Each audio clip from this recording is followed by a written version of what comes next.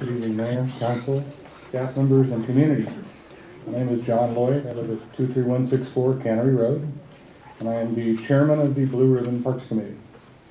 On behalf of the City of Wildomar Save Our Parks Blue Ribbon Committee, it's been our pleasure to serve you in this instance, and I would like to provide you with a summary of what we've done. The vast majority of this, you have it already in your packets, and Gary's done a wonderful job of going through it. We spent the past 6 months, and if you add it up, there was probably several hundred man-hours that the community put together in order to do this from our Blue Ribbon Committee. But we do not mind a bit. We really enjoyed it, and we're glad to have been of service to the community. We've had several fundraisers that have raised small amounts of money. In comparison to the need, it's very small. It is $15,000 that will help, but what we need is to have an assessment, something to fund our parks for the long term.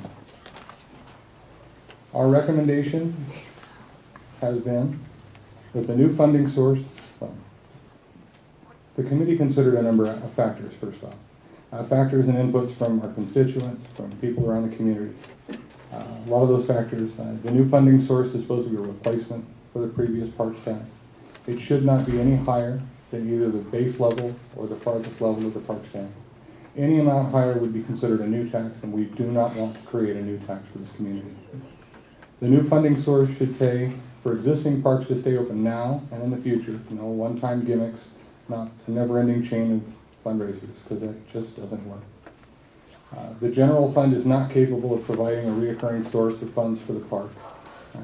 The real choices are, you can't just take a piece of it away every month.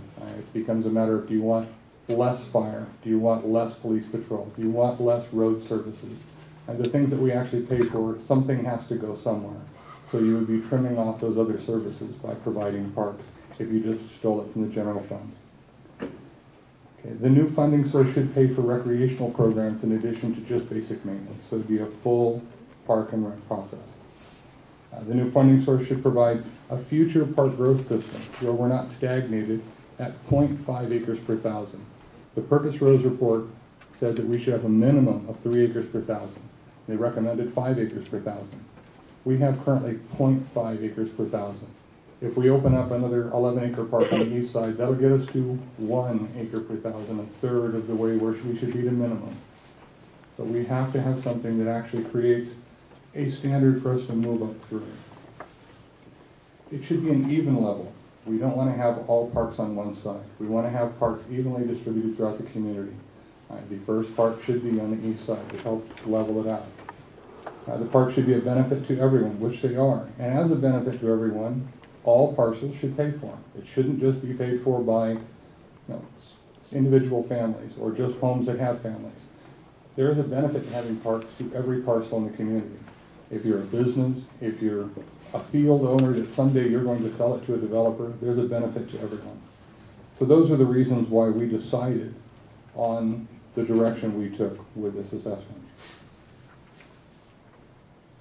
I'm not going to go into all the different specs that Gary's already gone through.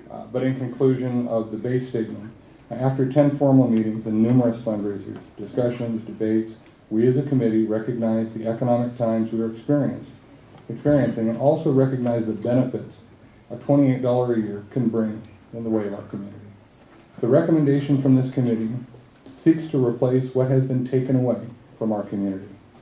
Speaking on behalf of the committee, it has been a true pleasure to be part of this committee and to have been able to participate in such a noble activity that can generate and create impacts on the quality of life for our newly incorporated city. I would also like to address some specific issues beyond the report.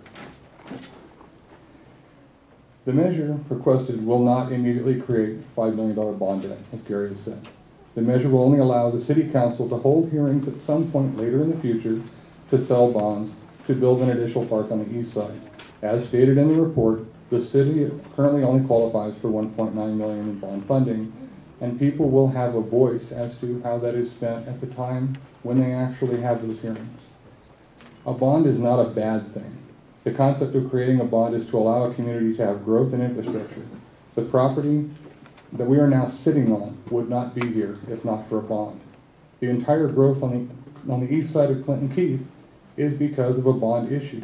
None of it would have occurred had it not been for a bond. Bonds are not bad. Not all taxes are bad.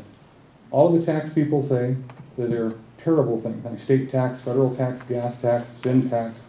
This is probably the only tax that you have a direct voice over in how it's spent. You can see the direct results of the tax benefit, and you have strong influence over your council on the improvements, new designs. This, of all taxes, is an excellent tax, and it is not a new tax. People have used the term Melrose as a bad word. It was made bad by developers who use bond issues to pay for infrastructure to keep the sales price of their homes lower. The initial creation of Melrose was a good thing and still is if we use it effectively and correctly in the community. I'm running out of time, so I guess I'll have to wrap it up. But I would recommend that we move ahead and allow us to keep our parks open. Thank you. Thank you, John. The next speaker